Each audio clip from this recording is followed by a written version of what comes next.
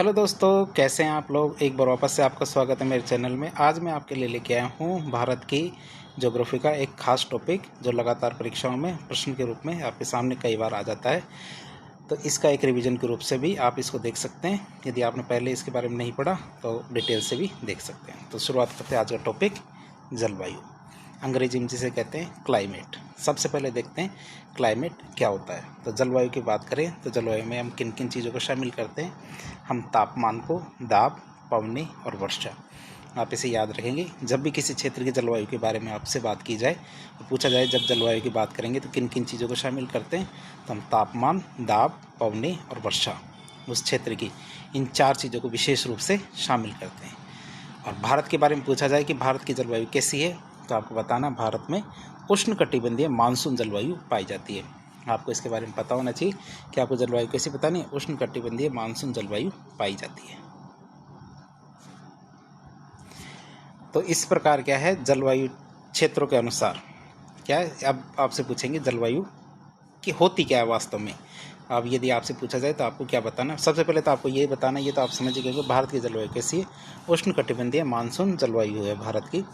अब आपसे पूछा जाए जलवायु वास्तव में होता क्या है। आखिर यदि एक पॉइंट की बात पूछी जाए आपसे कि ये तो इतनी सारी बातें तो आप बता दोगे, लेकिन कोई पॉइंट पूछा जाए तो आपको क्या बताना है कि जलवायु क्या होता है। जलवायु क्षेत्रों के अनुसार क्या पवनों का उत्क्रमण होता है कि पवनें किधर से किधर की तरफ गति करती है, मतलब पवनें किस दिशा से किस दिशा की तरफ गति करती है, या फिर पवनों की दिशा में उत्क्रमण होता है।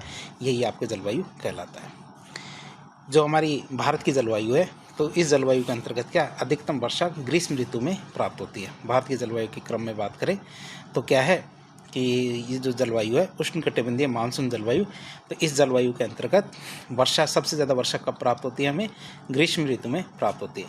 और भारत की जलवायु को बहुत से कारक प्रभावित करते हैं। अब बात करते हैं हम किसकी, कि भारत की जलवायु को प्रभावित करने वाले कारक। तो भारत की जलवायु को कौन कौन से कारक प्रभावित करते हैं। तो भारत की जलवायु को प्रभावित करने वाले कारकों को दो भागों में बांटा जाता है। पहला कारक आता है हमारा स्थिति उच्चावच से संबंधित कारक। पहला कौन सा कारक है, स्थिति उच्चावच से संबंधित कारक।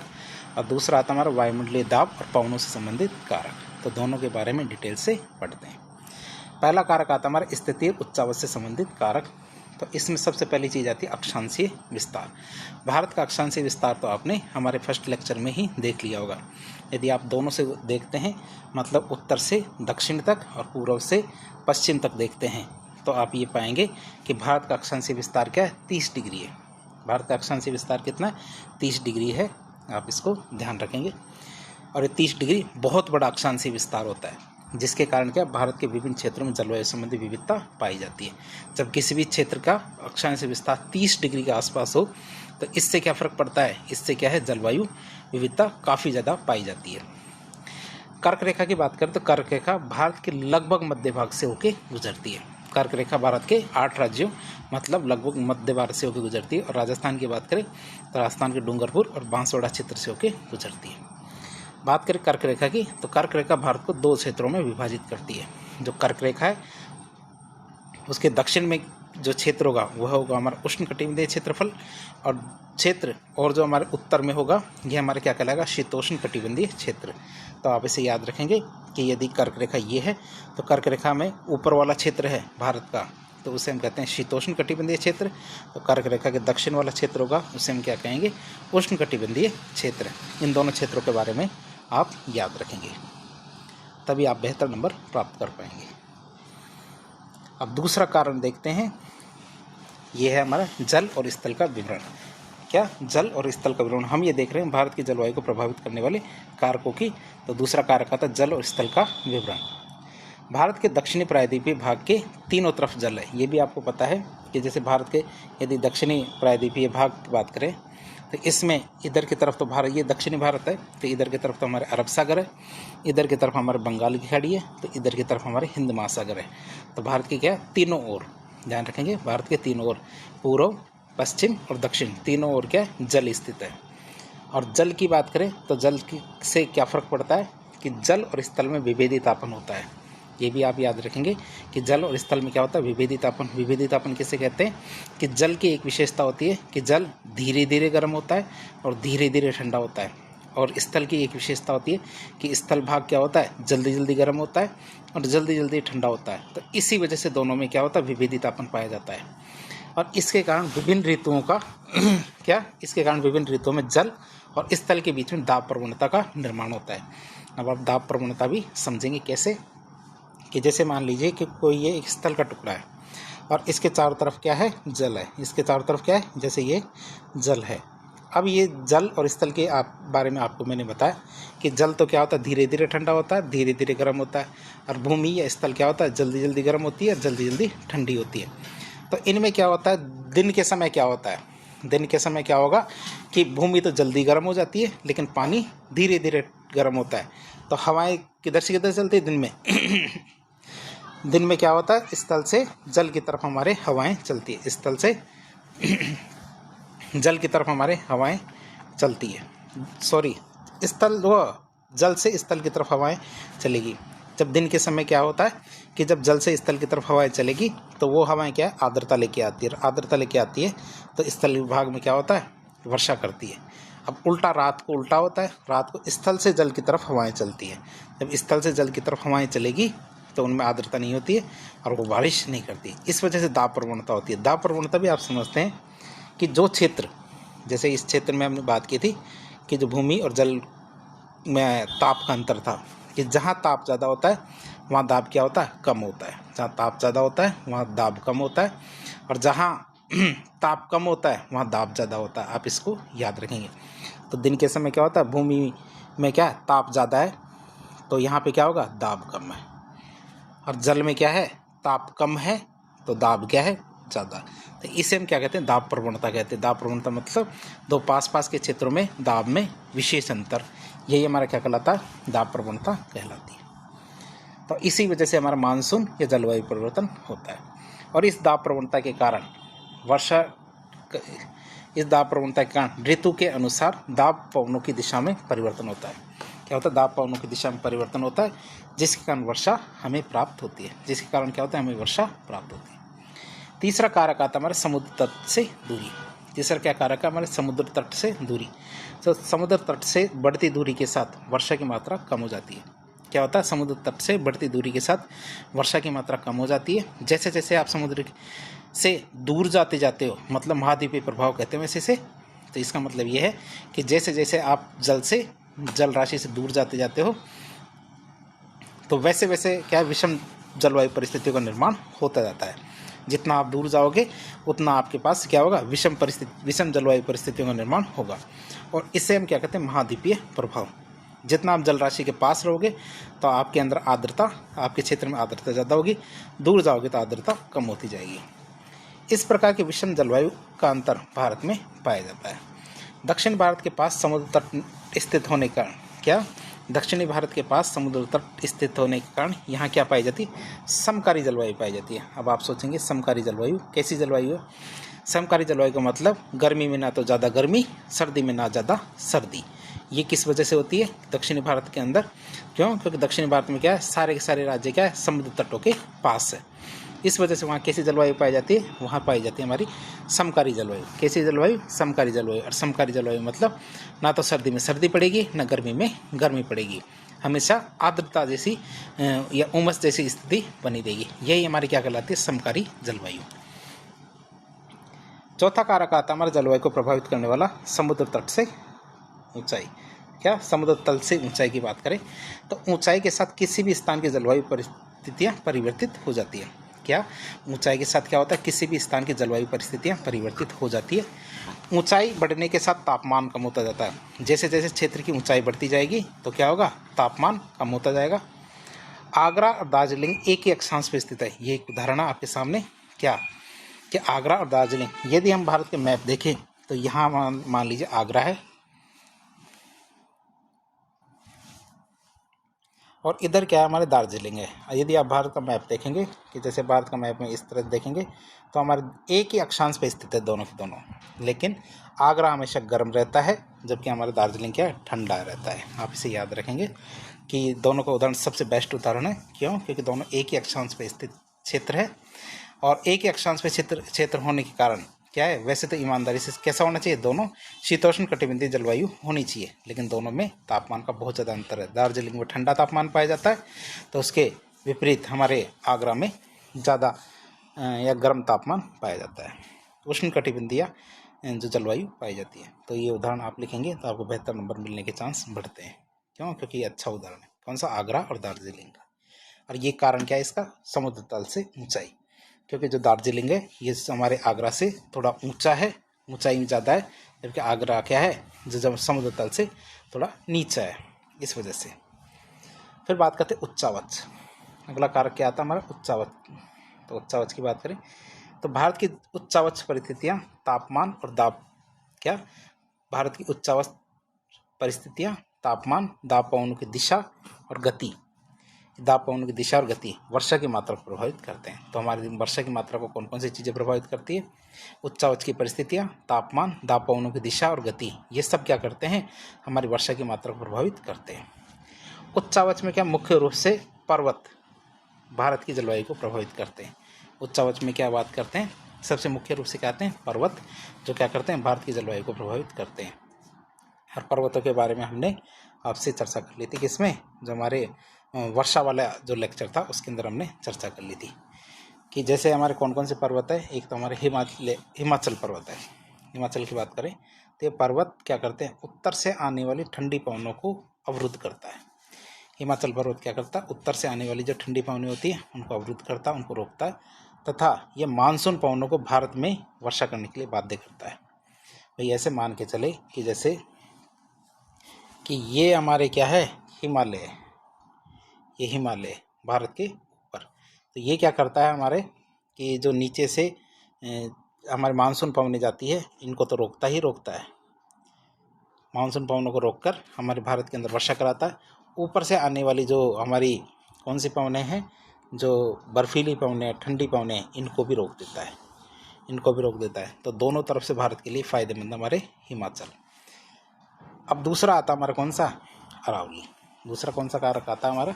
अरावली उच्चावच के अंदर। अरावली तो आपने देखा होगा, भारत में गुजरात से लेके हमारे दिल्ली तक हमारे अरावली का विस्तार है। राजस्थान में 550 किलोमीटर तक हमारे अरावली फैली हुई है। बात करें अरावली पर्वत की तो अरावली पर्वत हमारे अरब सागर के मानसून शाखा के समानांतर है।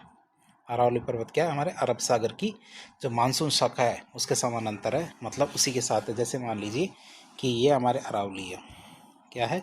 जैसे ये हमारे अरावली है, और अरावली का विस्तार की बात करें तो ये उत्तर में तो सकड़ा है, लेकिन दक्षिण में क्या है? चौड़ा है। तो जब हमारे अरब सागर मानसून की शाखा आती है तो ये क्या है? इसके समानांतर है तो होती है, इसकी क्या है? समानांतर होती है। तो ये इसको रोकती नहीं है, बल्कि आगे बढ़ने देती है, और यहाँ पे वर्षा नहीं हो पाती। वर्षा हो पाती केवल ये थोड़ा सा क्षेत्र है हमारे, ये सिरोही वाला क्षेत्र है, सिरोही, डूंगरपुर, बांसवाड़ा वाला क्षेत्र है। तो इस वाले क्षेत्र में थोड़ा अरावली फैली हुई है, इस वजह से यहाँ पे थोड़ी वर्षा होती है, नहीं तो अरब सागरीय मानसून से राजस्थान में वर्षा न के बराबर होती है। और इसका कारण क्या है? हमारे जो अरावली पर्वत है इसका मानसून के पवनों के समानांतर होना इसका सबसे बड़ा कारण माना जाता है। तो अरावली पर्वत हमारे क्या है? अरावली पर्वत क्या है? हमारे अरब सागर के मानसून शाखा के समानांतर स्थित है। अतः इस पर्वत के कारण पश्चिमी राजस्थान में शुष्क परिस्थितियों का निर्माण होता है। इसी वजह से क्या होता है? पश्चिमी राजस्थान में हमारे शुष्क परिस्थितियों का निर्माण होता है। अरावली के कारण राजस्थान में वर्षा प्राप्त होती है। अरावली के कारण क्या है? हमारे पूर्वी राजस्थान में वर्षा प्राप्त होती है, लेकिन ये अरब सागर के मानसून की वजह से नहीं होती, ये बंगाल की खाड़ी के मानसून शाखा के कारण होती है। किस वजह से? बंगाल की खाड़ी का जो मानसून शाखा है इसकी वजह से राजस्थान में के भी पूर्वी भाग में वर्षा होती है, ये भी आप ध्यान रखेंगे। और पूर्वी भाग में वर्षा क्यों हो पाती है? क्यों? क्योंकि अरावली है हमारे। तीसरा आता हमारा कौन सा? पश्चिमी घाट। तीसरा कौन सा? पश्चिमी घाट।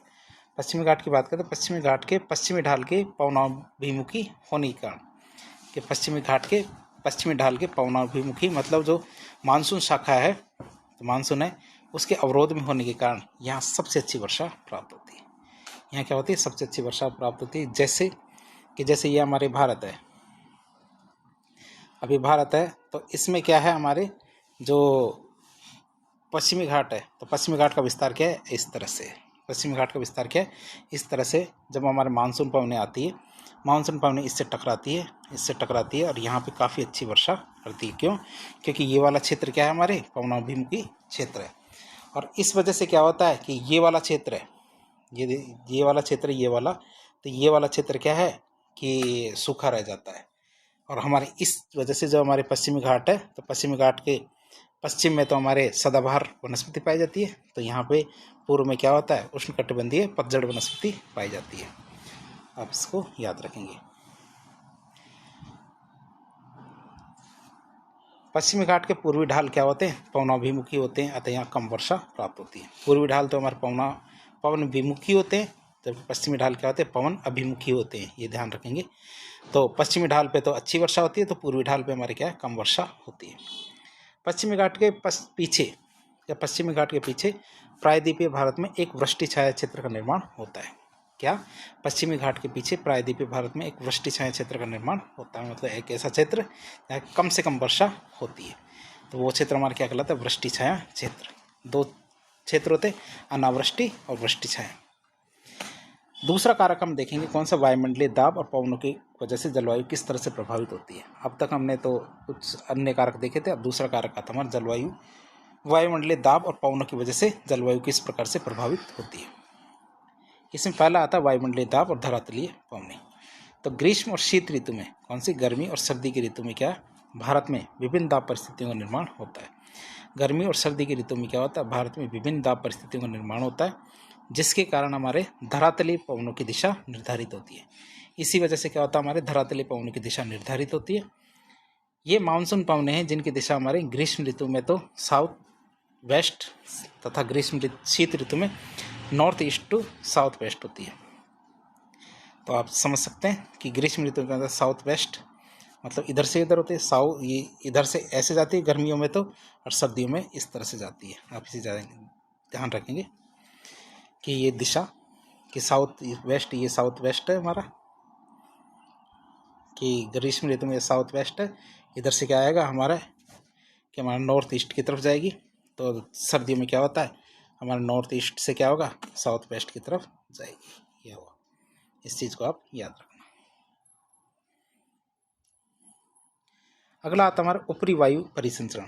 दूसरा क्या था, ऊपरी वायु परिसंचरण मतलब अपर एयर सर्कुलेशन। तो भारत की जलवायु को दो प्रमुख जेट स्ट्रीम प्रभावित करती है। आप इसे भी याद रखेंगे। भारत की जलवायु को क्या, दो जेट स्ट्रीम बहुत ज़्यादा प्रभावित करती है, और वो कौन कौन सी है। एक हमारी होती है उपोष्ण कटिबंधीय पछुआ जेट स्ट्रीम। क्या होती है, एक तो हमारी कौन सी होती है, उपोष्ण कटिबंधीय पछुआ जेट स्ट्रीम, और दूसरी होती है हमारी कौन सी, पूर्वा जेट स्ट्रीम। क्या, एक तो हमारे क्या होता है उपोष्ण कटिबंधीय पछुआ जेट स्ट्रीम होता है, और दूसरा क्या होती है हमारे पूर्वा जेट स्ट्रीम। तीसरा कारक आता है हमारा कौन सा, चक्रवात। क्या तीसरा कारक क्या आता है, चक्रवात, जिसकी वजह से जलवायु प्रभावित होती है। तो भारत की जलवायु को दो प्रमुख चक्रवात प्रभावित करते हैं, ये भी आप याद रखेंगे। क्या, चक्रवातों की, तो भारत की जलवायु को दो प्रमुख चक्रवात प्रभावित करते हैं। एक तो होता हमारा उष्ण कटिबंधीय चक्रवात, एक तो क्या होता है हमारा उष्ण कटिबंधीय चक्रवात, और दूसरा कौन सा होता है हमारे पश्चिमी विक्षोभ। और पश्चिमी विक्षोभ का मतलब होता है भूमध्य सागरीय चक्रवात, जिनकी वजह से हमारे यहाँ मावठ की वर्षा होती है। सर्दी के समय में जनवरी फरवरी मार्च के महीने में क्या होती है, अच्छी वर्षा होती है, जिन्हें हम क्या कहते हैं, गोल्डन ड्रॉप्स कहते हैं। क्यों, क्योंकि इस वर्षा के कारण हमारे क्या, गेहूं की फसल काफ़ी अच्छी होती है। इस वजह से क्या है, इसका कारण क्या, हमारे भूमध्य सागरीय चक्रवात होगा। तो इस तरह से हमने जलवायु के बारे में देखा। अब पर्टिकुलर हम देखेंगे आज इसके आगे अगले टॉपिक में पर्टिकुलर भारत की जलवायु के बारे में। अब तक हमने केवल जलवायु के बारे में देखा था, जलवायु को कौन कौन से कारक प्रभावित करते हैं और कौन कौन सी खास बातें। अब हम देखेंगे भारत की जलवायु। भारत की बात करें तो भारत को जलवायु, ऋतु और जलवायु प्रदेशों के आधार पर देखी जाती है। मतलब भारत की जलवायु किन किन आधार पर देखी जाती है, ऋतु और जलवायु प्रदेशों के आधार पर देखी जाती है। हमारे एक तो ऋतु है और एक जलवायु प्रदेश है। हम इसको थोड़ा डिटेल से देखेंगे, आप इनको आसानी से समझ जाएंगे। बार बार देखेंगे तो चीज़ें याद होने लगेगी। सबसे पहले देखेंगे ऋतु के आधार पर जलवायु। तो दो ही कारक देखे हमने, एक तो हमारे ऋतु के आधार पर, तो दूसरा जलवायु प्रदेशों के आधार पर। पहला देखेंगे ऋतु के आधार पर जलवायु। भारतीय मौसम विभाग, जिसे हम कहते हैं इंडियन मेट्रोलॉजिकल डिपार्टमेंट, इनके द्वारा भारत की वार्षिक जलवायु परिस्थितियों के अनुसार भारत के एक वर्ष को 4 ऋतुओं में बांटा गया है। आप इसे याद रखेंगे। भारत में यदि एक वर्ष माना जाता है तो एक वर्ष में कितनी ऋतुएं होती है? 4 ऋतुएं। वैसे नॉर्मली 6 ऋतुएं होती है, लेकिन क्या जो भारतीय मौसम विभाग है वो भारत में कितनी 4 ऋतुएं मानता है। आप इसे याद रखेंगे। और 4 ऋतुएं कौन कौन सी है? एक तो हमारे शीत ऋतु है जिसे हम विंटर सीजन कहते हैं। एक होता है ग्रीष्म ऋतु जिसे हम कहते हैं समर सीजन। एक होता हमारे दक्षिणी पश्चिमी मानसून ऋतु जिसे वर्षा ऋतु कहते हैं, लेकिन अपन वर्षा ऋतु नहीं कहेंगे, इसे क्या कहेंगे? दक्षिणी पश्चिमी मानसून ऋतु। तो आप इनके शब्दों को अच्छी तरह से याद रखें, नहीं तो आपको नंबर कैसे मिलेंगे ऐसे याद नहीं करेंगे। तो नाम याद रखें, दक्षिणी पश्चिमी मानसून ऋतु। एक होता मानसून निवर्तन की ऋतु। मानसून निवर्तन मतलब जिस समय मानसून चला जाएगा।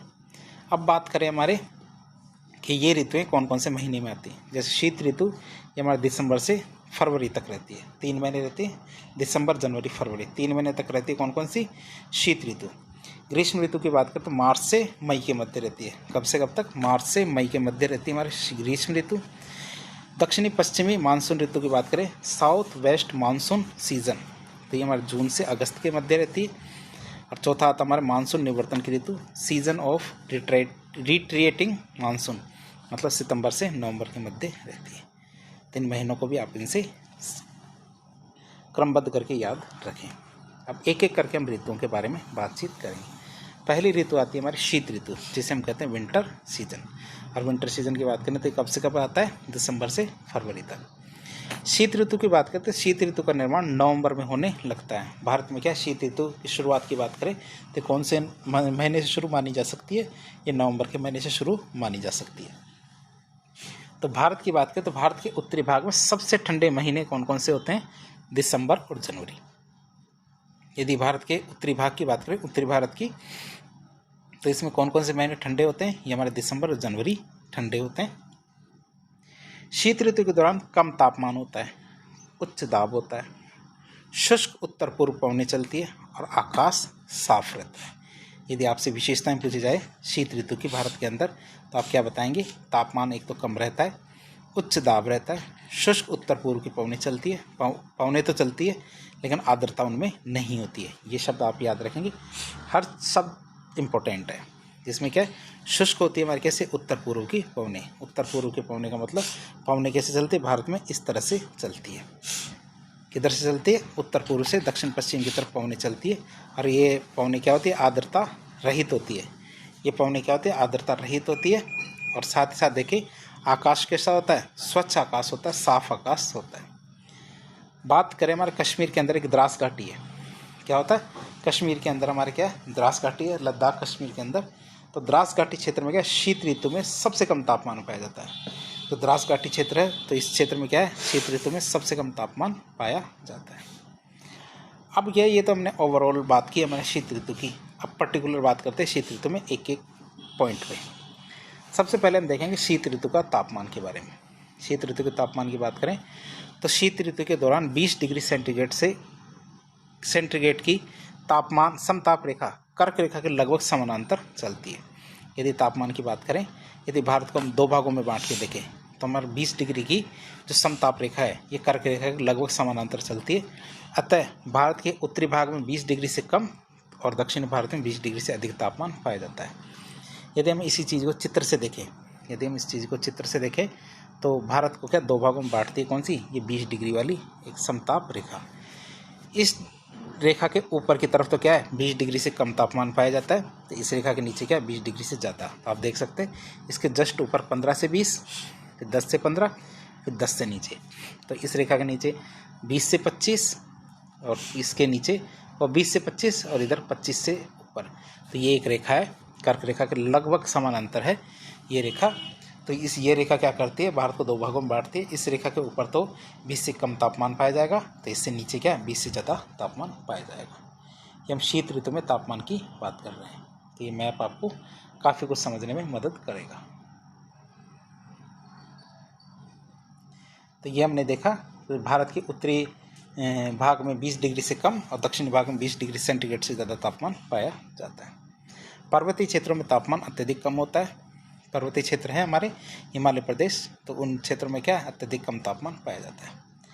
अब बात करें उत्तरी भारत के अधिक ठंडे होने के कौन कौन से कारण हैं कि उत्तरी भारत ज़्यादा ठंडा होता है दक्षिणी भारत की बजाय। पहला कारण ये है महाद्वीपीय प्रभाव के कारण। क्यों? क्योंकि उत्तरी भारत का उत्तरी भाग जो हमारे तीनों प्रकार के सागर है, चाहे अरब सागर, बंगाल की खाड़ी या हिंद महासागर, तीनों से ज़्यादा दूर पाया जाता है, तो इसे हम क्या कहते हैं? महाद्वीपीय प्रभाव। तो इसके कारण उत्तरी भारत में विषम जलवायु परिस्थितियाँ पाई जाती हैं।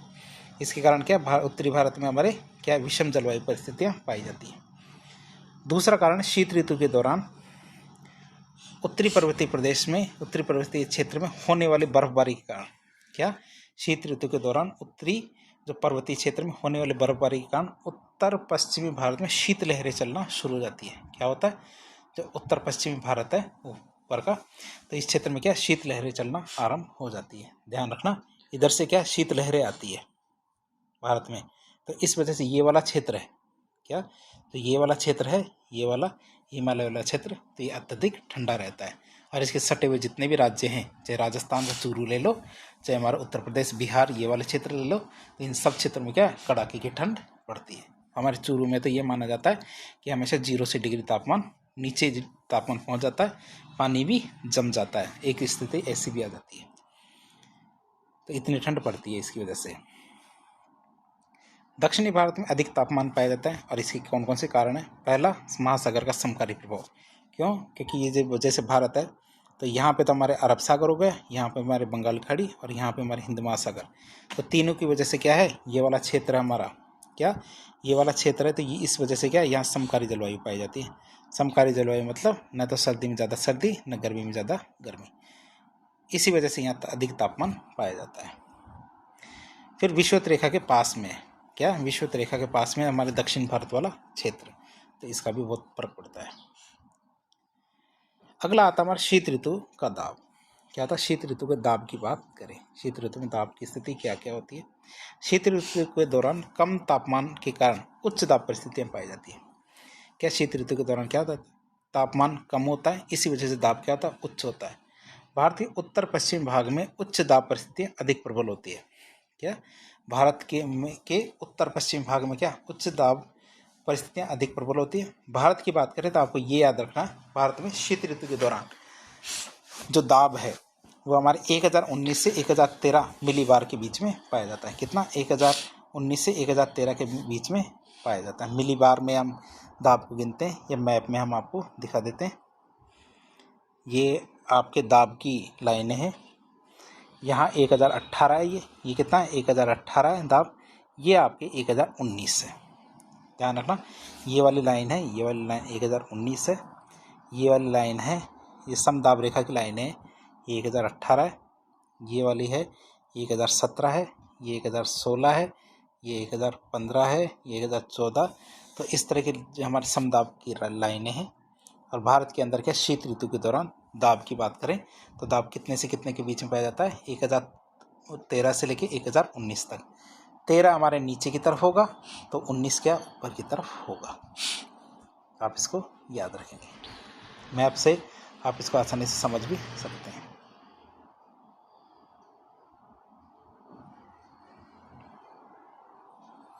फिर आता शीत ऋतु की पवनें।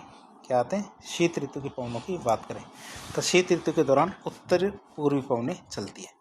क्या होता है? शीत ऋतु के दौरान उत्तर पूर्वी पवनें चलती हैं, और ये पवनें स्थल से जल की ओर चलती हैं, इसलिए क्या होती है? शुष्क होती है, क्योंकि इनके अंदर आर्द्रता बिल्कुल नहीं होती। आएगी भी कहाँ से? जब स्थल से चलेगी। तो आप देख सकते हैं ये उत्तर पूर्व है, ये दक्षिण पश्चिम है, तो इधर की तरफ चल रही है, इस वजह से इनमें आर्द्रता नहीं होती। क्यों? क्योंकि भूमि से होकर गुजरती है। कहाँ से होकर गुजरती है?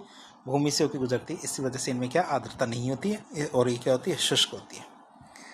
अब हम देखेंगे हमारे शीत ऋतु के दौरान होने वाली वर्षा के बारे में। क्या शीत ऋतु के दौरान होने वाली वर्षा के बारे में बात करें तो शीत ऋतु के दौरान सामान्यतः वर्षा प्राप्त नहीं होती है। आप ये याद रखेंगे, भारत के अंदर शीत ऋतु के दौरान क्या सामान्यतः वर्षा प्राप्त नहीं होती है, परंतु कुछ क्षेत्रों में अपवाद स्वरूप वर्षा जरूर होती है। क्या? कुछ क्षेत्रों में वर्षा हो जाती है। तो हम बात करेंगे ऐसे कौन कौन से कारण हैं जिनकी वजह से भारत के अंदर वर्षा हो जाती है। उत्तर पश्चिमी भारत में भारत की बात करें तो उत्तर पश्चिम भारत में पश्चिमी विक्षोभ के कारण, जिसे हमारे भूमध्य सागरीय विक्षोभ भी कह सकते हैं या पश्चिमी विक्षोभ भी कह सकते हैं, इसके कारण वर्षा प्राप्त होती है, जिसे हम क्या कहते हैं, मावट कहते हैं। क्या कहते हैं उसे? मावट कहते हैं। और ये वर्षा क्या हमारे हिमालय पर्वतीय क्षेत्र, पंजाब, हरियाणा, राजस्थान के कुछ भागों में प्राप्त होती है। तो मैप के अंदर ये वाला क्षेत्र है, तो ये वाला क्षेत्र है जो ग्रीन ग्रीन दिख रहा है आपको। ग्रीन वाला क्षेत्र का मतलब है कि आपको वर्षा 2.5 से लेके और 12.5 सेंटीमीटर तक वर्षा प्राप्त हो रही है। तो ये वाला क्षेत्र है। तो यहाँ पे क्या मावट की वजह से वर्षा प्राप्त होती है। और ये मावट वर्षा क्यों होती है? हमारे पश्चिमी विक्षोभ या भूमध्य सागरीय विक्षोभ है, इसकी वजह से। अब इस ऋतु के दौरान ही क्या होता है, हमारे अरुणाचल प्रदेश में भी कुछ वर्षा प्राप्त होती है। क्यों? क्योंकि आप ये भी देख रहे हैं, क्योंकि अरुणाचल प्रदेश वाला क्षेत्र है, यहाँ पे भी थोड़ा ग्रीन दिख रहा है। 2.5 से लेके और 12.5 सेंटीमीटर की वर्षा हो रही है। तो हमारे दक्षिणी भारत का ये वाला क्षेत्र है, इसमें एक भाग आपको ग्रीन दिख रहा है और एक भाग आपको ब्लैक दिख रहा है। ग्रीन वाले में तो 2.5 से 12.5 सेंटीमीटर वर्षा, और ब्लैक मतलब 12.5 सेंटीमीटर से ज़्यादा वर्षा हो रही है। तो हमारी क्या है, उत्तरी पूर्वी मानसून पवनों की एक शाखा बंगाल की खाड़ी से गुजरते हुए जलवाष्प प्राप्त करके कोरोमंडल तट पर वर्षा करती है। भाई ये हमने ये अब पवनों की दिशा देखी, तो ये मैं मिटा देता हूँ एक बार। पवनों की दिशा देखते हैं, तो जैसे कुछ पवनें यहाँ से होके हुए जाती है, यहाँ से होते हुए जाती है, और यहाँ से होते इधर से जाती है। तो जब इधर से होते हुए जाती है तो बंगाल की खाड़ी से ये आर्द्रता ले लेती है। ये पवनें क्या करती है, बंगाल की खाड़ी से आर्द्रता ले लेती है। और जो हमारा कोरोमंडल तट है, ये ब्लैक वाला क्षेत्र है, जहाँ 12 सेंटीमीटर से 12.5 सेंटीमीटर ज़्यादा की वर्षा बता रखी है, इस क्षेत्र से टकराते हुए जाती है वह। और टकराते हुए क्या करती है, सर्दियों में भी यहाँ पे वर्षा कर देती है। ध्यान रखना, इस क्षेत्र को हम क्या कहते हैं, कोरोमंडल तट। यह वर्षा मुख्य रूप से आंध्र प्रदेश, तमिलनाडु, कर्नाटक, केरल के दक्षिणी पूर्वी भागों में प्राप्त होती है। जो सर्दी की वर्षा होती है, जो कोरोमंडल तट वाली वर्षा है, तो ये वर्षा क्या मुख्य रूप से आंध्र प्रदेश, तमिलनाडु, कर्नाटक और केरल के दक्षिणी पूर्वी भाग में प्राप्त होती है। तो अभी हमने देखी कौन सी, सर्दी की ऋतु या शीत ऋतु। अब हम देखेंगे कौन सी, ग्रीष्म ऋतु या समर सीजन। ये कब से कब तक होता है? ये हमारे मार्च से मई के बीच में होता है। कब से कब तक? मार्च से मई के बीच में होता है। तो यह ऋतु क्या मार्च से मई के बीच में पाई जाती है। इस ऋतु का निर्माण दाब पेटियों के उत्तर की ओर विस्थापित होने के कारण होता है। तो ये जो ऋतु है, इस ऋतु का निर्माण क्यों होता है? क्यों? क्योंकि दाब पेटियों के उत्तर की तरफ विस्थापित होने की वजह से ये ऋतु बनती है। मुख्य रूप से देखें तो ITCZ उत्तर की ओर गति करने के कारण। खास बात क्या है हमारी, जब ITCZ होता है मतलब सूर्य की किरणें जहाँ सीधी पड़ती है, वह क्षेत्र हमारा ITCZ कहलाता है। या IICZ नहीं है, ITCZ है, ध्यान रखना, ये ITCZ है। तो मुख्य रूप से ITCZ के उत्तर की ओर गति करने के कारण ये ग्रीष्म ऋतु का निर्माण होता है। इस ऋतु के दौरान उच्च तापमान होता है, निम्न दाब परिस्थितियाँ, दक्षिणी पश्चिमी पवनें चलती है और मानसून पूर्व वर्षा प्राप्त होती है। क्या होती है? मानसून पूर्व वर्षा प्राप्त होती है।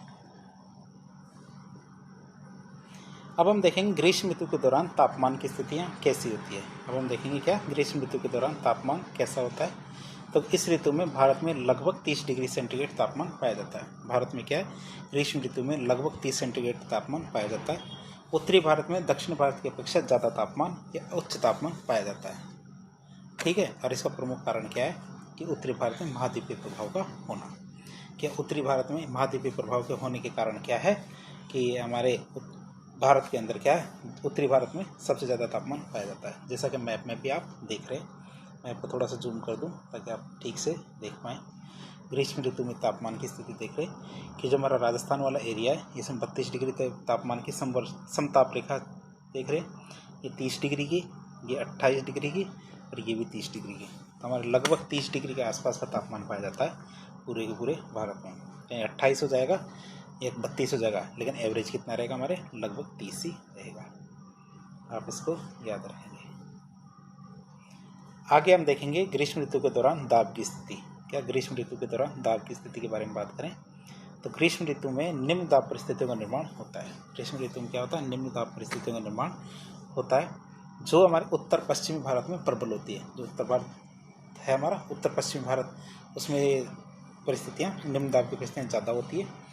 इस दौरान भारत में क्या 997 से लेके 1009 मिलीबार के बीच में दाब पाया जाता है। आप इस चीज़ को याद रखेंगे। भारत में ग्रीष्म ऋतु के दौरान 997 से लेके 1009 मिलीबार के बीच में दाब पाया जाता है। परीक्षा में कई बार पूछ लिया जाता है, आपको इसके बारे में पता होना चाहिए। फिर ग्रीष्म ऋतु के दौरान पवनें किधर से किधर चलती है, इसकी बात करें तो इस ऋतु के दौरान दक्षिण पश्चिमी पवनें चलती है। इस ऋतु के दौरान क्या होता है, दक्षिण पश्चिमी पवनें चलती है। इस दौरान एक स्थानीय पवन उत्तर पश्चिमी भारत में प्रभावी रहती है। क्या एक स्थानीय पवन है, उत्तर पश्चिमी भाग है, उत्तरी पश्चिमी पश्चिमी भारत में प्रभावी रहती है, जिसे हम क्या कहते हैं, लू कहते हैं। ध्यान रखना, एक लू नाम की एक हवा है, स्थानीय पवन है, जो हमारे उत्तरी भाग है जो भारत का, इस वाले एरिया में प्रभावी रहती है। क्यों? क्योंकि गर्मी बहुत ज़्यादा होती है, तो यहाँ क्या है, एक हवा चलती है। आप लू और आंधी में अंतर तो समझते होंगे। लू क्या होती है कि समानांतर चलती है। लू क्या होती है, ज़मीन के समानांतर चलती है और उसमें आर्द्रता नहीं होती है। क्या? लू ज़मीन के समानांतर चलती है, साथ ही साथ लू में क्या, आर्द्रता नहीं होती है। जब लू चलती है तो उस एरिया में थोड़ी सी देर बाद तापमान बढ़ जाता है। आंधी किसे कहते हैं? आंधी कभी भी ज़मीन के समानांतर नहीं चलती है। आंधी क्या होती है, ज़मीन से ऊपर उठती हुई चलती है, जैसे ऊपर उठती हुई चलती है। और आंधी की खासियत ये होती है, आंधी में क्या होता है, हवाओं में आर्द्रता होती है, और जहाँ आंधी चलती है कुछ समय बाद वहाँ क्या होती है, वर्षा भी हो सकती है और तापमान कम होता है, ज़्यादा कभी भी नहीं होता। आप आंधी और लू में अंतर ध्यान रखेंगे कि लू के बाद क्या होता है, तापमान बढ़ जाता है लू आने के बाद, जबकि आंधी आने के बाद तापमान कम हो जाता है। आंधी क्या होती है, ज़मीन के समानांतर नहीं चलती है, जबकि लू क्या है, ज़मीन के समानांतर चलती है और तापमान बढ़ा देती है। आप इनको भी याद रखेंगे। तो क्या है, हमारे एक स्थानीय पवन है जो उत्तर पश्चिम भारत में प्रभावी रहती है।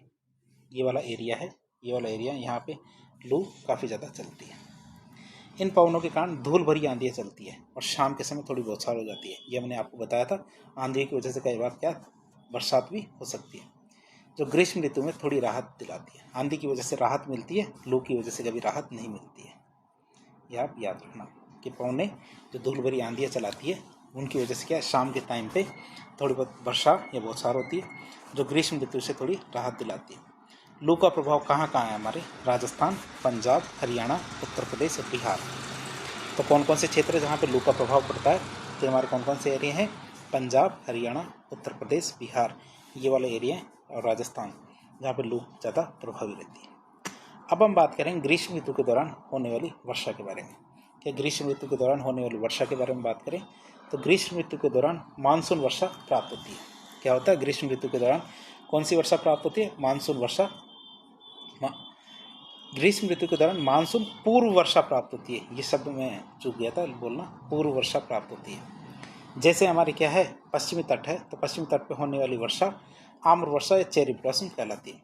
तो पश्चिमी नहीं है, पश्चिमी है, पश्चिमी तट पर होने वाली वर्षा कौन सी क्या कहलाती है, हमारी आम्र वर्षा या फिर चेरी ब्लॉसम कहलाती है। इस दौरान क्या हमारे पश्चिम बंगाल और असम में भी मानसून पूर्व वर्षा प्राप्त होती है। क्या होती है कि गर्मियों में होने वाली वर्षा हमारी मानसून पूर्व वर्षा कहलाती है। आप इसे याद रखेंगे कि गर्मियों में होने वाली वर्षा क्या है, मानसून पूर्व वर्षा कहलाती है। और ये मानसून पूर्व वर्षा को हम पश्चिम तट पे होती है तो उसे क्या कहते हैं, आम्र वर्षा या चेरी ब्लॉसम कहते हैं। और पश्चिम बंगाल और असम में भी ये वर्षा होती है। अब बात करें असम और जो हमारे पश्चिम बंगाल के अंदर ये वर्षा होती है, तो उसकी बात करें, और ये कब होती है, वैशाख के महीने में। तो वैशाख के महीने में होने के कारण क्या है, शाम को ये हवाएं चलती है और इस वजह से बहुत ज़्यादा विनाशकारी होती है। तो बात करें वैशाख के महीने में शाम को चलने वाली विनाशकारी आर्द्रतायुक्त पवनों के कारण आने वाले जो वज्र तूफान है, बहुत खतरनाक बिजली कड़कने वाले तूफान होते हैं, उन तूफानों को क्या बोलते हैं, काल बैसाखी। ये मतलब बैसाखी का काल कहा जाता है। क्यों? क्योंकि बैसाख के महीने में काफ़ी ज़्यादा नुकसान करती है पवनें, लोगों के टीन टप्पर उड़ा देती है। इसलिए क्या, क्योंकि काल बन के आती है, गरीबों को काल। इसके विनाशकारी स्वरूप के कारण इसे वैसाखी का काल या काल बैसाखी कहते हैं। और इस वज्र तूफान होने के कारण होने वाली वर्षा चाय, चावल और पटसन की खेती के लिए काफ़ी ज़्यादा इम्पोर्टेंट है। जो हमारा ये वैसाखी का काल, ये काल वैसाखी है, इसके दौरान होने वाली वर्षा है, तो उस वर्षा के कारण क्या होता है, हमारे चाय, चावल और पटसन ये खेती काफ़ी अच्छी होती है। अब हम देखेंगे असम की। तो असम में काल वैसाखी की बात करें तो असम में काल वैसाखी को स्थानीय भाषा में बारदोली छीड़ा कहते हैं। आप याद रखेंगे। असम में काल बैसाखी को स्थानीय भाषा में बारदौली छिड़ा कहते हैं और चेरी ब्लॉसम को फूलों वाली वर्षा कहा जाता है। ये दो शब्द आप याद रखेंगे। बारदौली छिड़ा किसे कहते हैं? असम में काल बैसाखी को स्थानीय भाषा में बारदौली छिड़ा कहते हैं और चेरी ब्लॉसम को फूलों वाली वर्षा कहते हैं। तीसरा आता हमारा दक्षिणी पश्चिमी मानसून ऋतु। क्या दो ऋतुएं हमने देख ली, ग्रीष्म और शीत ऋतु तो हमने देख ली। अब आती है हमारी दक्षिणी पश्चिमी मानसून ऋतु। बात करें इसकी तो यह ऋतु हमारे जून से अगस्त के बीच में पाई जाती है। जो ये ऋतु है ये कब से कब तक? जून से अगस्त के बीच में पाई जाती है। और इस ऋतु के दौरान हमारा IICZ नहीं ITCZ है, आपसे याद रखेंगे, बार बार IICZ हो गया। क्या है? ITCZ। और ITCZ का मतलब क्या होता है? तो जहाँ हमारे सूर्य की किरणें लगभग सीधी पड़ती है वो हमारे ITCZ वाला क्षेत्र होता है। वैसे उष्णकटिबंधीय अभिसरण क्षेत्र कहते हैं इसको, इंटर ट्रॉपिकल कन्वर्जन जोन। तो हमारे इसको ITCZ होता है, तो यहाँ स्थापित हो जाता है। तो ये दक्षिणी पश्चिमी मानसून ऋतु है। इस दौरान क्या होता है? इस ऋतु के दौरान ITCZ भारत पे आके स्थापित हो जाता है। इस ऋतु के दौरान भारत में अधिकतम वर्षा प्राप्त होती है।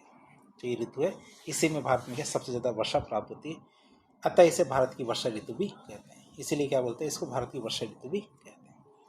अब बात करते हैं दक्षिण पश्चिम मानसून ऋतु के दौरान तापमान। अब इसको सीधा मानसून भी नहीं कह सकते, इसको वर्षा ऋतु भी नहीं कह सकते, हम तो सामान्यतः तो वर्षा ऋतु कह सकते हैं, लेकिन हमारे इसको जो हमारे इंडियन मेट्रोलॉजिकल डिपार्टमेंट है, तो भारतीय मौसम विभाग, वो इसको मानसून या वर्षा ऋतु नहीं कहता है। आप इसको प्रॉपर याद रखेंगे। कैसे? दक्षिणी पश्चिमी मानसून ऋतु। उस समय अब तापमान की बात करें, उस समय भारत का तापमान लगभग कितना सेंटीग्रेड रहता है? 20 सेंटीग्रेड। क्या होता है? 20 सेंटीग्रेड तापमान रहता है। तो इस ऋतु के दौरान वर्षा के कारण तापमान 5 से 8 डिग्री कम हो जाता है। जो ग्रीष्म ऋतु होती है, ग्रीष्म ऋतु में हमारे 30 डिग्री आपको एवरेज तापमान बताया था, तो उससे 5 से 8 डिग्री कम हो जाता है। और ITCZ के भारत में स्थित होने के कारण सीधी सौर विकिरणें भारत को प्राप्त होती है। क्या होती है? सीधी सौर विकिरणें भारत में हमारी कर्क रेखा उसके ऊपर पड़ती है। तो ये हम देख रहे हैं टेम्परेचर की स्थिति किस समय, हमारे जो मानसून वाला सीजन है तो उस समय। तो मानसून की स्थिति देखें, वो तापमान की स्थिति देखें, तो ये वाला क्षेत्र है तो यहाँ पे 30 डिग्री, ये वाला क्षेत्र यहाँ 20 डिग्री, ये वाला क्षेत्र यहाँ 25, ये हमारा 30 डिग्री। उत्तर भारत में 20, 25 और 30, ये आप देख सकते हैं, मतलब ऊपर 20 फिर 25 फिर 30 डिग्री ये तापमान पाया जाता है। ये 20 और 25 आपको देखने को मिल रहा है। हमारे मानसून के टाइम पे हमारा राजस्थान और मध्य प्रदेश वाला ये क्षेत्र है, यहाँ 30 डिग्री तापमान पाया जाता है। तो अच्छी खासा तापमान रहता है उस समय। स्क्रीन को रोककर आप इनको ठीक तरह से देख भी सकते हैं।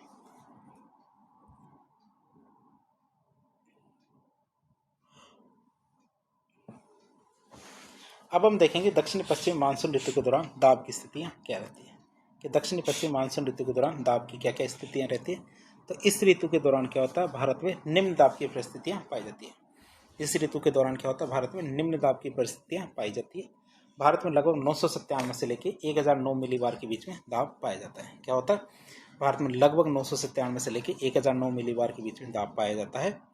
उत्तर पश्चिम भारत में सबसे कम दाब पाया जाता है। क्या उत्तर पश्चिम भारत में क्या सबसे कम दाब पाया जाता है, जबकि दक्षिण भारत में जैसे जैसे आप दक्षिण भारत की तरफ जाओगे दाब बढ़ता जाएगा। चित्र में देखिए हम दाब की स्थितियाँ, प्रेशर की बात करें तो मैं आपको यदि ठीक से देखें हम तो सबसे ऊपर क्या 998 मिलीबार दाब है, फिर 97, फिर बीच में 99 आ जाता है, फिर 1000, 1002, 3, 4, 5, 6, 7, 8, 9, इस तरह से दाब बढ़ता जाएगा जैसे जैसे आप दक्षिण की तरफ जाते जाओगे। क्या ऊपर तो हमारे कम है और नीचे जैसे जैसे जाओगे सबसे नीचे ऊपर कितना है? 998 मिलीबार का दाब है, जबकि नीचे से जैसे नीचे जाओगे तो दाब बढ़ता जाएगा। आप इसको देख सकते हैं। यदि परीक्षा में आए और आप चित्र बनाते हैं तो आपको और भी बेहतर नंबर मिलने के चांस बढ़ते हैं। तो दक्षिण पश्चिम मानसून ऋतु के दौरान दाब की स्थिति हमने देखी, जैसे जैसे हम नीचे जाएंगे दाब बढ़ता जाएगा। दक्षिण भारत में दाब ज़्यादा होता है। अब भारत का दाब कितना? 997 मिलीबार से लेके 1009 मिलीबार के बीच में पाया जाता है, और दाब को मिलीबार में नापा जाता है। आप इसको भी याद रखेंगे, किस में? मिलीबार में नापा जाता है। आप किलोमीटर या सेंटीमीटर में नाप लें। वर्षा को हमेशा सेंटीमीटर में नापा जाता है, जबकि हमारे दाब को मिलीबार में नापा जाता है। अब हम देखेंगे दक्षिणी पश्चिम मानसून ऋतु के दौरान पवनें किस हिसाब से चलती है। दक्षिणी पश्चिम मानसून ऋतु के दौरान पवनें किस हिसाब से चलती है उसकी बात करें तो दक्षिणी गोलार्ध की व्यापारिक पवनें ITCZ की ओर चलनी शुरू हो जाती है।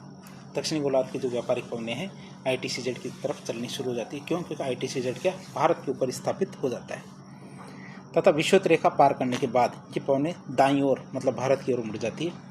मतलब पहले तो ये इस तरह चलती थी, ठीक है। अब ITC जो भूमध्य विषुवत रेखा पार करने के बाद ये ऐसे मुड़ जाती है और इधर क्या है, हमारे भारत है, तो भारत की तरफ इस तरह से हवाएं मुड़ जाती है और ये अरब सागर से क्या आर्द्रता ले लेती है, आर्द्रता लेके भारत में अच्छी वर्षा करती है। आप इनको ध्यान रखेंगे। क्यों?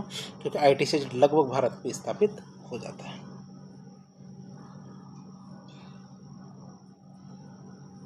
इनकी दिशा दक्षिण पश्चिमी पवनें, ये इनकी दिशा दक्षिण पश्चिम होती है और ये पवनें क्या कहती है, आर्द्रता ग्रहण करके भारत में अच्छी वर्षा उत्पन्न करती है। इनकी दिशा तो ध्यान रखेंगे आप, दक्षिण पश्चिमी दिशा होगी और ये पवनें क्या करती है, आर्द्रता ग्रहण करेगी अरब सागर से आर्द्रता ग्रहण करके भारत में अच्छी वर्षा उत्पन्न करती है। फिर हम देखेंगे दक्षिणी पश्चिम मानसून ऋतु है, इसके दौरान वर्षा किस तरह से प्राप्त होती है। तो अब वर्षा की बात करें, ऋतु भी हमारी वर्षा की है, तो इसमें वर्षा किस तरह से होगी वो भी देख लेते हैं। भारत में क्या दक्षिणी पश्चिम मानसून पवनों के द्वारा वर्षा प्राप्त होती है। यदि पवनों के बारे में आपसे पूछा जाए तो आप बताएंगे कौन सी पवनें, दक्षिणी पश्चिमी मानसून पवनें, इन्हीं से भारत के अंदर सबसे ज़्यादा वर्षा प्राप्त होती है। इस ऋतु में क्या बादल गरजने और बिजली के कड़कने के साथ अचानक वर्षा प्राप्त होती है। इस ऋतु में क्या होता है, सबसे पहले बादल गरजते हैं और बिजली कड़कती है, तो इसके साथ अचानक वर्षा प्राप्त होती है। इससे हम क्या कहते हैं, मानसून का प्रस्फोट मतलब बर्स्ट ऑफ मानसून कहते हैं। भारत में सबसे पहले वर्षा अंडमान निकोबार द्वीप समूह में प्राप्त होती है। सबसे पहले वर्षा कहाँ प्राप्त होती है, अंडमान निकोबार द्वीप में प्राप्त होती है। और वो कब होती है, 25 मई को। 25 मई को हमारे अंडमान निकोबार द्वीप समूह में वर्षा प्राप्त होती है। अब भारत की बात करें तो भारत के मुख्य भूभाग में वर्षा सबसे पहले मालाबार तट पर 1 जून को प्राप्त होती है। यहाँ पे 1 जून को मालाबार तट पे वर्षा प्राप्त होती है। हम इसको मैप के माध्यम से आपको थोड़ा सा दिखा दें ताकि आपको समझने में आसानी रहे। जैसे ये हमारे 25 मई है, 25 मई की हमारी पवनें यहाँ जाती है और अंडमान निकोबार में सबसे पहले वर्षा करती है। ये हमारे मालाबार तट है, तो मालाबार तट पे हमारे सबसे पहले 1 जून को से वर्षा प्राप्त होती है। फिर ऐसे बढ़ते हुए ऊपर 5 जून, फिर 10 जून, 15, 1 जुलाई, 15 जुलाई, तो इस तरह आते आते पूरे भारत के अंदर वर्षा होनी शुरू हो जाती है। तो ये तारीखें आप याद रखेंगे तो और भी अच्छे नंबर मिलेंगे।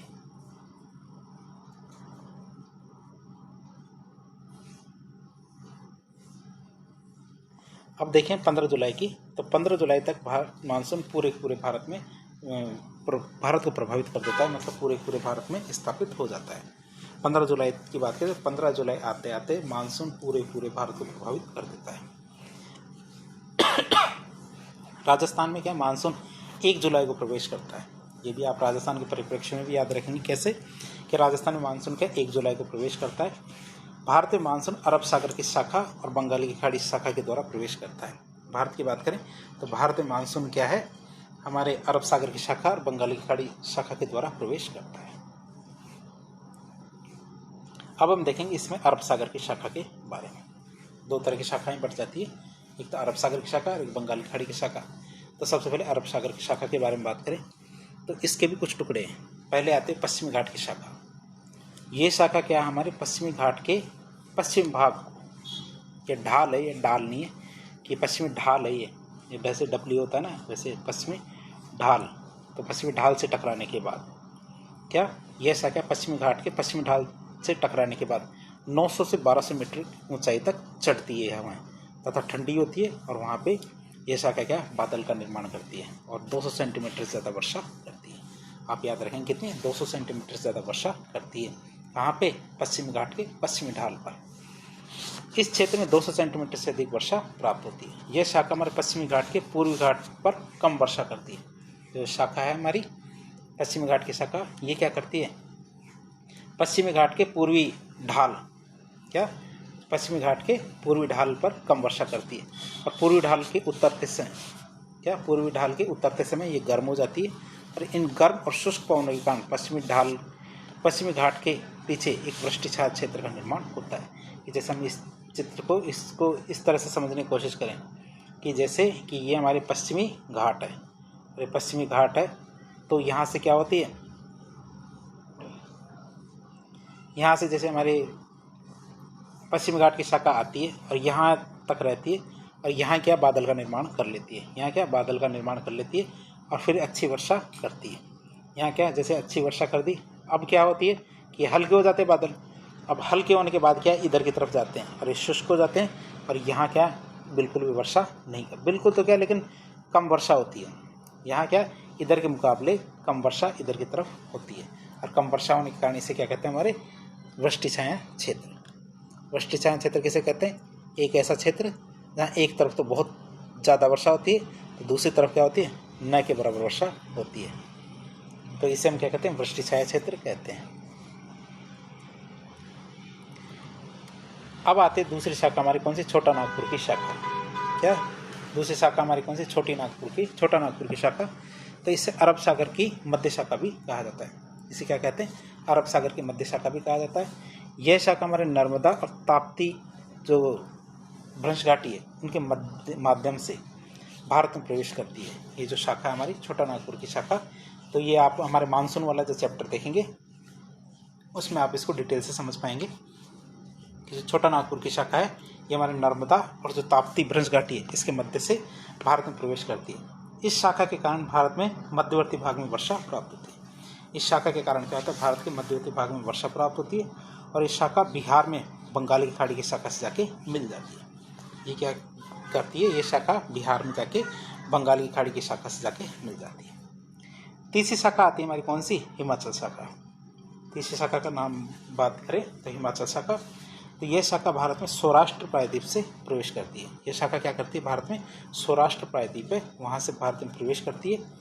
यह शाखा अरावली पर्वत के समानांतर चलती रहती है। ठीक है, शाखा किसके समानांतर चलती है? हिमाचल शाखा तो अरावली पर्वत के समानांतर चलती है। हमने राजस्थान के अंदर भी इसको देखा है और इसी वजह से राजस्थान में वर्षा नहीं होती है। यह हमारे गुजरात पश्चिम राजस्थान में बहुत कम वर्षा करती है। ये जो शाखा है ये शाखा क्या करती है? हमारे गुजरात और पश्चिमी राजस्थान में बहुत कम वर्षा करती है और ऐसा करते हुए पंजाब और हरियाणा में बंगाल की खाड़ी की शाखा से जाके मिल जाती है। क्या करती है? पंजाब और हरियाणा में क्या करती है? बंगाल की खाड़ी की शाखा से जाके टकरा जाती है, मिल जाती है। जहाँ पे जाके दोनों शाखाएं मिलती है और वो दोनों शाखाएं कौन कौन सी है आप इसे याद रखें। कौन कौन सी शाखाएं? एक तो बंगाल की खाड़ी की शाखा और एक हमारी अरब सागर की शाखा। ठीक है, तो अरब सागर की शाखा में कौन सी? हिमाचल शाखा। जब ये दोनों शाखाएं आपस में मिल जाती है तो वहाँ पे क्या है? ये दोनों प्रबल हो जाती है। क्या होती है? प्रबल हो जाती है तथा पश्चिमी हिमालय में भारी वर्षा करती है और मुख्य रूप से कहाँ? धर्मशाला में। हमारा हिमाचल प्रदेश है तो हिमाचल प्रदेश में क्या धर्मशाला नाम की जगह है, वहाँ पे बहुत अच्छी वर्षा होती है।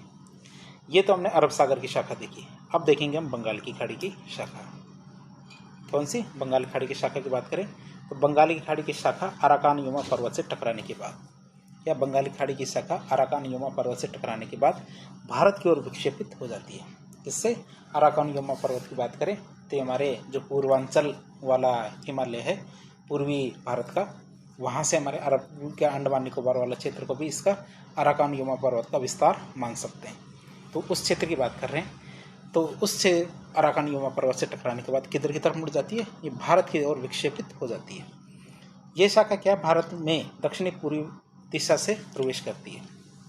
ये शाखा क्या करती है? भारत में दक्षिणी पूर्वी दिशा से प्रवेश करती है। यह पश्चिम बंगाल में प्रवेश करने के बाद हिमालय से टकराकर दो शाखाओं में बट जाती है।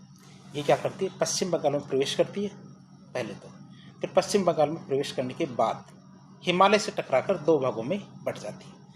पहली शाखा कहते हैं उसे उत्तरी मैदानी शाखा। पहली को हम क्या कहते हैं? उत्तरी मैदानी शाखा और दूसरी को हम कहते हैं पूर्वी शाखा। ये दो भाग आप याद रखेंगे। हिमालय से टकराने के बाद बंगाली खाड़ी की शाखा दो भागों में बट जाती है। एक को तो हम कहते हैं उत्तरी मैदानी शाखा, दूसरे को हम कहते हैं पूर्वी शाखा। पहली कौन सी? उत्तरी मैदानी शाखा। तो ये शास्त्रा नहीं, ये शाखा है। ये शाखा हमारे उत्तरी पश्चिमी मैदान में, वो उत्तरी पश्चिमी भारत में बने निम्न दाब केंद्र की ओर आकर्षित होती है। उत्तर भारत में क्या है? जो निम्न दाब केंद्र का निर्माण होता है उधर की तरफ आकर्षित हो जाती है। ये शाखा हमारे गंगा के मैदानी क्षेत्र और पूर्वी राजस्थान में वर्षा करती है। ये शाखा क्या करती है? हमारे गंगा के मैदानी क्षेत्र और जो हमारे पूर्वी राजस्थान का क्षेत्र है उसमें वर्षा करती है। बिहार की बात करें तो बिहार में छोटा नागपुर की शाखा से जाके मिल जाती है। जो छोटा नागपुर की शाखा हमने देखी थी, जो हमारे अरब सागर की शाखा थी, तो उस शाखा में जाके कहाँ से मिलती है? बिहार में। तथा पंजाब हरियाणा में ये हिमाचल शाखा जाके मिल जाती है, जो हमने थोड़ी देर पहले देखा था, और वहाँ पे भी अच्छी वर्षा करती है। अब दूसरी शाखा की बात करें, वो कौन सी शाखा थी? पूर्वी शाखा। तो पूर्वी शाखा की बात करें तो यह शाखा हमारे उत्तरी पूर्वी राज्यों में वर्षा करती है।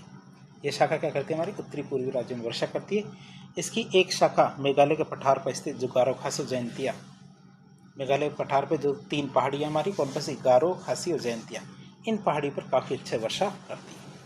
इसकी एक शाखा क्या करती है? मेघालय के पठार पर गारो, खासी और जयंतिया, इन पहाड़ी पर अच्छी वर्षा करती है।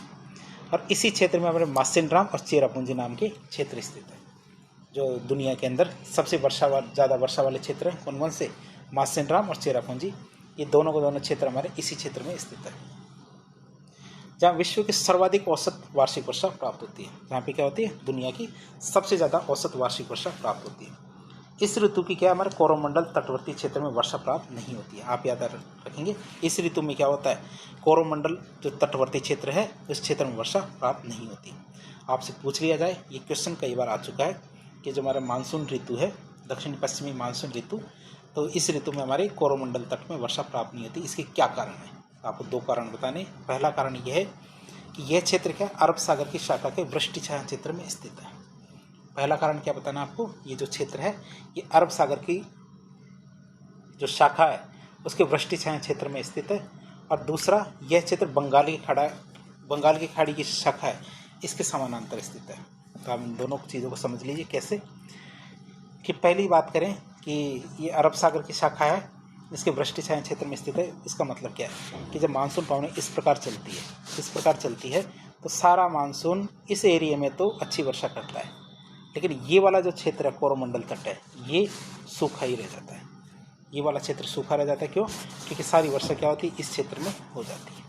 पहला कारण तो ये है। और दूसरा कारण क्या है कि जब इधर से चलती है, इधर से होके चलती है, क्या इधर से होके चलती है, तो इधर से होके चलती है ना, तो यहाँ से वर्षा करती है और ये वाला क्षेत्र फिर भी रह जाता है। तो दोनों कारण हैं। इसी वजह से यहाँ पे ये वाला क्षेत्र क्या है, जो मानसून ऋतु, दक्षिण पश्चिम मानसून ऋतु है, इस दौरान वर्षा इस यहाँ पे प्राप्त नहीं होती है। ये आप याद रखें। दोनों कारण यदि लिखेंगे तो बेहतर नंबर आते हैं। और ये लड़ाई क्या है? बेहतर नंबर की है।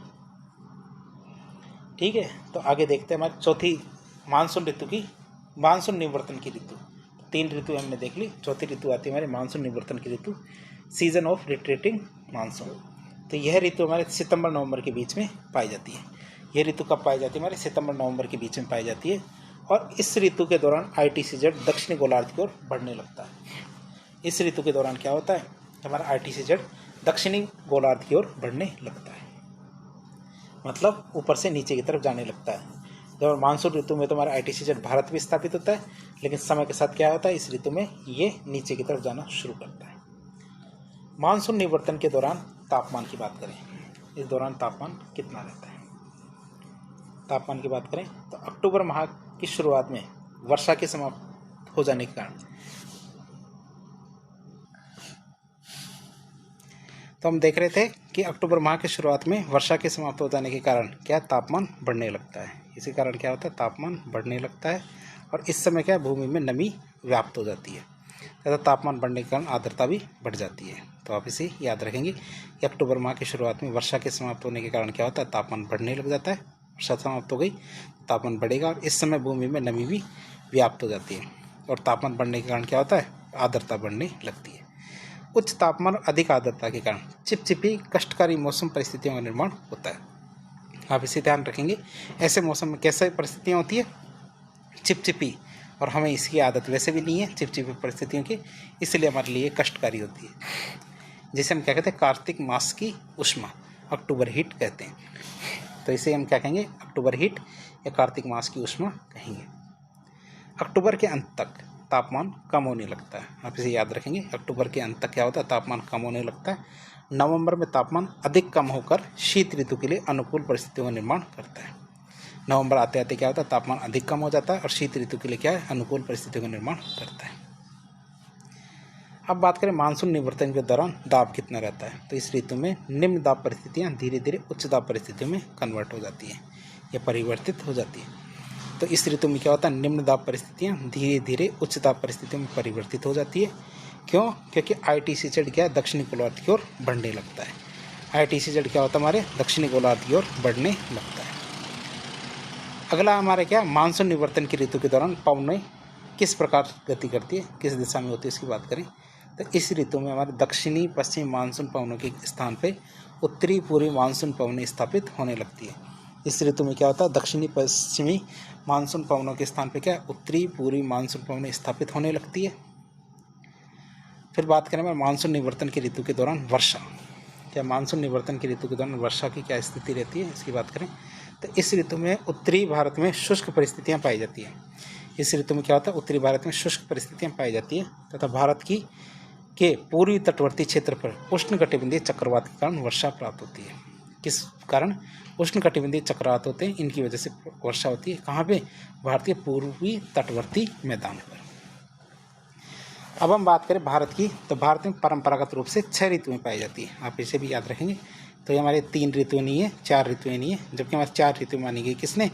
इंडियन मेट्रोलॉजिकल विभाग ने, मतलब भारतीय मौसम विभाग ने तो 4 ऋतुएं मानी है, लेकिन परंपरागत रूप से देखिए तो हमारे 6 ऋतुएं हैं। कौन कौन सी? बसंत, ग्रीष्म, वर्षा, शरद, हेमंत और शिशिर। बात करें बसंत की, तो बसंत हमारे हिंदी महीनों के अनुसार चैत्र वैशाख में आती है, ग्रीष्म ज्येष्ठ आषाढ़ में, वर्षा श्रावण और भाद्रपद में, शरद आश्विन और कार्तिक में, हेमंत हमारे माघशीर्ष पौष में, शिशिर हमारे माघ और फाल्गुन में।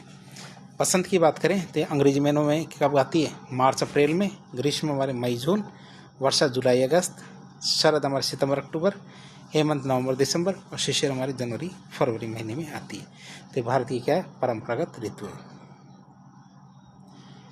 और दूसरा आता हमारे जलवायु प्रदेशों के आधार पर, ये हम अगले पार्ट में देखेंगे। ये आज का पार्ट यहीं ख़त्म करेंगे, क्यों? क्योंकि 1 घंटे का पार्ट बन गया है। अगले पार्ट में इसको बाकी के क्षेत्र को कंप्लीट कर देंगे। तो आज के लिए इतना ही। दूसरा पार्ट जल्दी अपलोड कर दिया जाएगा। वीडियो यदि पसंद आता है तो वीडियो को लाइक करें, चैनल को सब्सक्राइब करें, अपने दोस्तों का शेयर करें। धन्यवाद।